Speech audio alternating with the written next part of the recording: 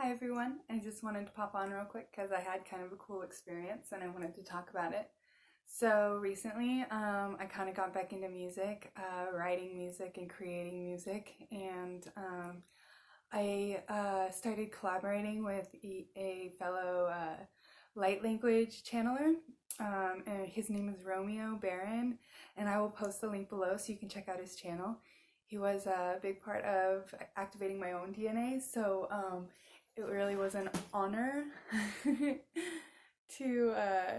the fairies are over there playing with my plants. uh, Sorry, getting distracted. Um, he was a big part of activating my DNA through his own light language, so it was kind of an honor to connect with him. And I'm really excited, and I can't wait to share the music with you that I'm creating, and I'm hoping that there will be more in the future. And this is totally new, so it's actually my first time like rapping, but I'm rapping in light language, so it's kind of cool. It's different. It's definitely nothing you've ever heard before. I don't think there's anything else out there that you could really compare it to. I call it like light language trap because it's kind of like techno, but it's got rap in it, and it's interesting. It's gonna be very interesting once it's finished.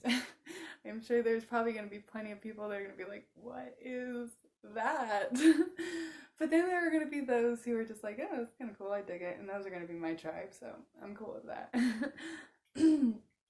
um, so one of the things I noticed as I was writing this or working on this song in the last couple days, because I really just kind of immerse myself, is I get into really deep, intense, like trance state. Like I don't even know how to describe it. The way my body would start vibrating when I was like,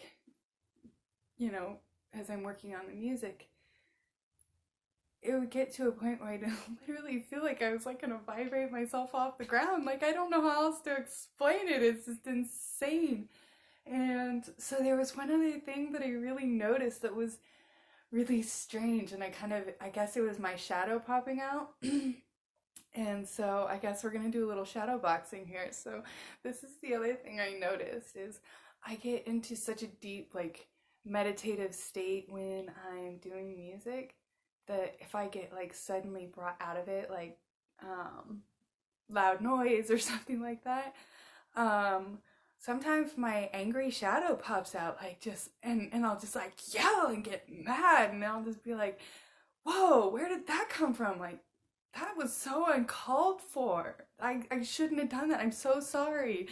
And I realized my mom used to do that to us all the time when we were kids. Man, we were like scared of her when she was like writing music. If my mom was recording, you could not be in the house. I'm recording music, get out of the house.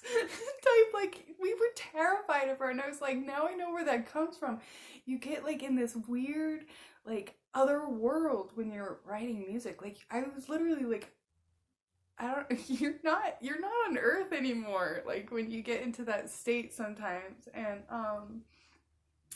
And it kind of reminded me of something I had read about Beethoven and how his maid or server lady or whatever, whoever brought his food, how she interrupted him in the middle of like composition. He would like throw the tray of food at her and like throw a fit and get mad. And I was like, I think I understand where that anger comes from, because you get in a really, really extremely high like vibrational state. Like I was like, it wasn't just like one or two chakras moving in my body. I'm talking like every chakra in my body moving. My feet were vibrating, my hands were vibrating, my body was just, my entire body was vibrating as in like working on this music. And I'm like sitting here like my clairvoyance is like turning on. I'm like having to take breaks from the computer screen because I'm getting like flashes all over the screen, and it's trying to like create a portal.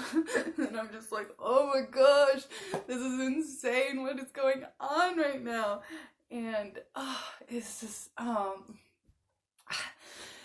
it was really funny because when I forget what happened. I think my son, he opened my door and I was in the middle of recording a vocal, and there was some loud background noise or something like that.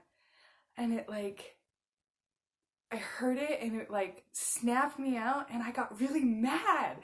And I was like, why did I get so mad at him? It wasn't his fault. He didn't know anybody. He heard me, in here, and he wanted to see what I was doing, and I shouldn't have gotten mad at him. I was like, where did that come from? That was a mean shadow that I needed to work on. And I was like, where does that come from? Why do I have that shadow? Where does it come from? It's like I've been working really hard on my reactions, and I was in a really high vibrational state, and then all of a sudden, really fast, I get snapped out of it in the very angry state, like really fast. I was like, why did that happen? And then I was like, oh, I guess when you get in that really high vibrational state, if you get suddenly brought back into like the third density, it's almost like when you wake up a person who's like sleepwalking. It's like a shock. You're like, and so it's like, what's the first reaction? It's like almost like a primal reaction. So what's my primal reaction? The one thing that I've seen over and over happen in my life when my mom was disturbed, when she wrote music, was this anger. And so that was imprinted on me in an unconscious way. And I was like, that's where it came from. That's where that shadow came from. I was like, oh my gosh, I really need to work on that. When I see that shadow, I need to recognize it. And our parents imprint conscious patterns and behaviors on us, and I don't think they even realize that. And I do that to my own kids. I didn't even realize it. I need to work on that. I mean, wow. So many realizations just through that. Like, I was just like, oh my gosh.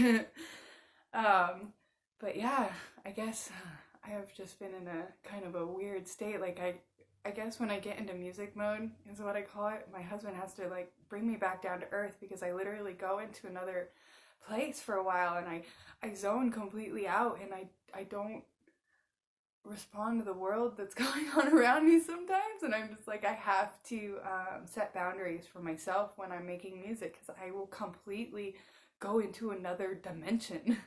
And it's insane. And I think that there's other artists that can definitely relate to that. I know Jimi Hendrix has definitely been there. I watched this like documentary on him, and I was like relating to him so much. I was just like, oh my gosh, no wonder I love you.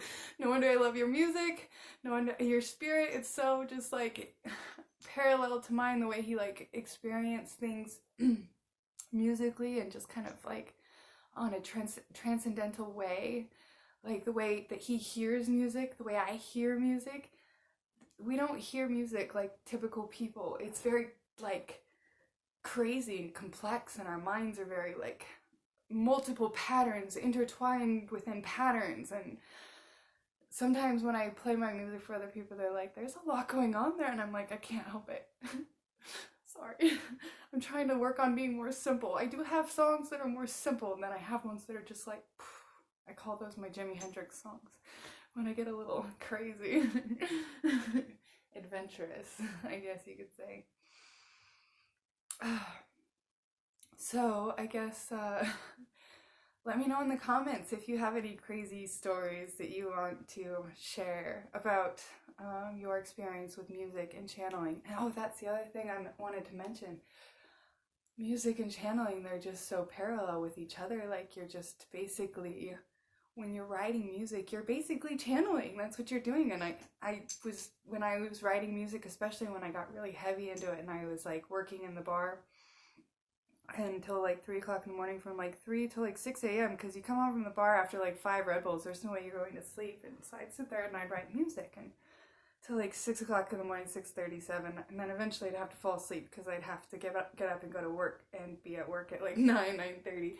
I mean, technically 10, but I was a manager, so I always had to be there early, do all that manager stuff. So I get there, I get home and I get settled down, and I just write music until I couldn't, keep my eyes open anymore.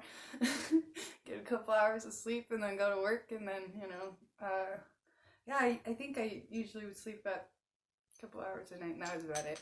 And I still kind of do that. I'm not a sleeper anymore. I mean, I used to sleep so much when I was younger. It's crazy. And I just don't anymore.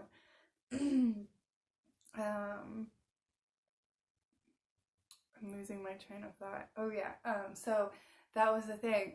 Other musicians that are out there are just basically channels. Like you sit there when you're writing music and you get into a channeling state of being, like you're channeling.